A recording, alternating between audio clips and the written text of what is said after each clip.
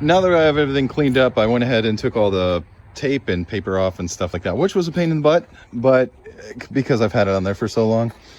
And as you can see, once again, the sides are scuffed. They look like crap, but that's the way they're going to be because it's completely flat, and we're going to put decals over that part. There's no reason to paint that again, this part at least. So here is a quick view of everything. Looks pretty good in my estimation. So the next part, unfortunately, is one of my least favorites. It's doing the redoing the ground braid, as you can see right here. This is a 1/4 inch ground braid. You can find it on eBay for, I think, 35 bucks for 50 feet. 50 feet will get you 2 full machines. So 25 will take care of 25 a piece basically per restoration. So anyway, I'm gonna go ahead and do that next. So this time around, what we're gonna do is we're gonna go ahead and do the ground braid. So you're gonna need the ground braid, obviously. This is 50 foot of 1/4 inch ground braid. Just type that in on eBay. There's a guy like AC/DC wiring or electronics or something like that I buy it from on eBay. 50 foot will take care of 2 machines, back box and the actual cabinet. Other thing you're gonna need a stapler, and it never hurts to pick up extra staples. I think I got this for 15 bucks or less at Lowe's. Maybe less than that. Other thing you're gonna need is some dang good pictures, because if you don't have pictures, then that makes this a lot less or a lot more complicated.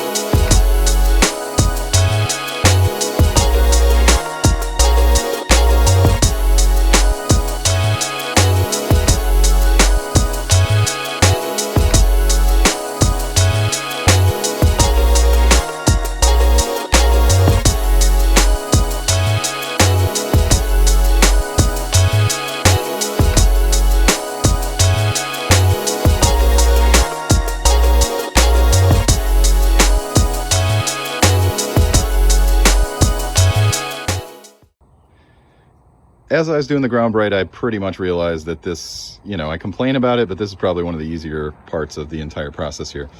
I would not probably recommend doing it up on sawhorses, because it was really hard to bend over the thing, but I was trying to get a good shot. So I do it all for you, I suffer. So anyway, the hard part about this as well was that this was already disassembled and completely torn apart when I got this project. But I have done, this is my 4th cabinet that I've done, so I was able to scrounge up some pictures on my phone from like way back. But that's all there is to it. Another thing that I hadn't mentioned yet is you see all these screw holes right here.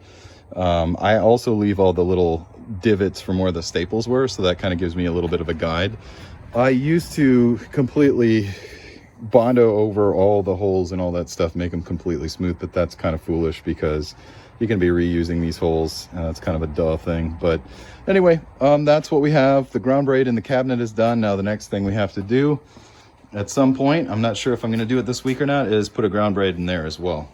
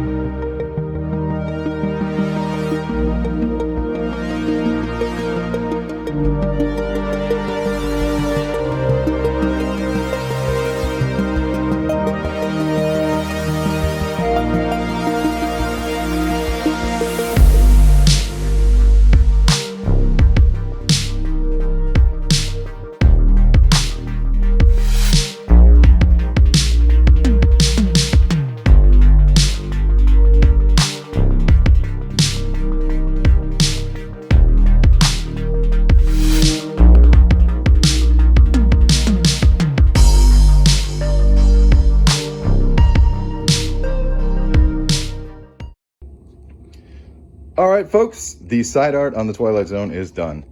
I'm very happy with the way it's turned out, and I really wouldn't change anything. So I've ordered the rails and the lock bar and all that stuff, so once I get those in, I'll start populating the inside of this. So probably by next week, most of this will be populated on the inside.